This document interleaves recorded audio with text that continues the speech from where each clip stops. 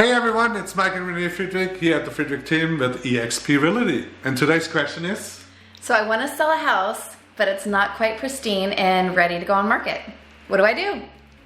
That's a great question. It is. And we just had that happen. Actually, we have it happen all the time, right? Yes. But it just reminded us again that we should probably do a video on it. So yeah, and there's a lot of options really. Yeah. So depending on the state of if it's disrepair or if it's, like a total fixer. Or just needs updating. Yeah. Right? Our answer is going to be different in all of those scenarios, and we have a lot of options regardless. So obviously the easy button, you just want to sell and be done, would be, we've got a ton of investors that we work with that are always willing to, come in, make a cash offer, and then they'll do the rehab afterwards and flip that house. And the problem with that is they need to make money, right? Like everybody needs to make money. Well, that's their job. They're investors. Exactly. So that you will.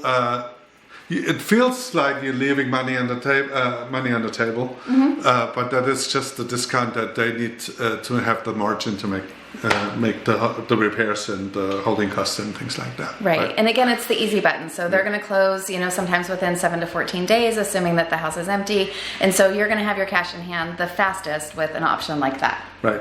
And frankly, out of all the scenarios, that is probably maybe 5% of the cases that people will go that route. Do people go that route? But there's definitely scenarios where it makes sense. Yes. Right? Yes. So then the second option? Second option would be let's just find out what the repairs would be and maybe price it accordingly and sell the house as is, but to a retail buyer still. So that person that's probably going to live in the house and that will eventually, maybe over time, do those repairs or updates themselves. So that assumes that the house is livable, just not today's taste or standards. Right, exactly. And then the third one is go ahead and bring it up to date if you want, right? Yeah. And paint the cabinets, rip out the kitchen counters, put new countertops in, things like that. But then there's the caveat to it, right?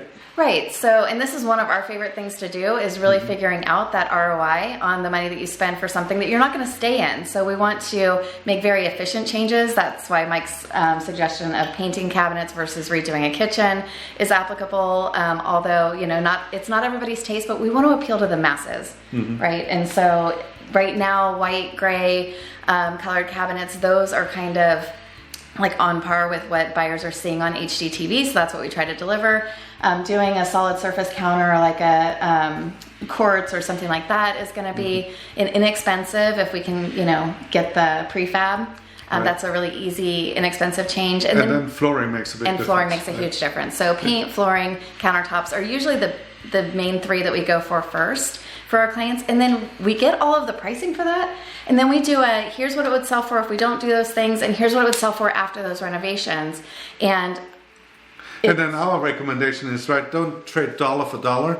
So if the renovations cost you $30,000, we want to see at least $50,000, $60,000 upside on the sale price, so you can recoup the cost and make some money. Exactly. Otherwise, I don't think it makes a whole lot of sense. But ultimately, you're in the driver's seat and decide, right? Yes. So, but what Mike, just to push that point a little further, if you're going to spend $25,000 or $30,000 and you end up only getting another $30,000 to $35,000, the time that it takes to do that, the holding costs, the ROI just isn't there in our opinion. And so we're really going to analyze those numbers with you and make sure that it pencils out and that you want to move forward. So yeah. So if you have any question or want to know what we would recommend, that's what we're here for. Always reach out to us.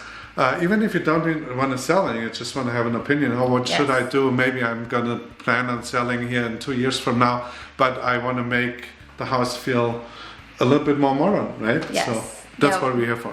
Yeah, we can definitely help with, if it's 2 or 5 years from now, you don't want to spend money on updates that somebody's going to go, well, why'd they do that? Unless it's really what you want in your house, and then obviously do what makes you happy. Exactly. So with that, I think we talked a lot today. We did. Yeah. Thanks so much for tuning in, you guys. We'll see you soon. Take care. Bye.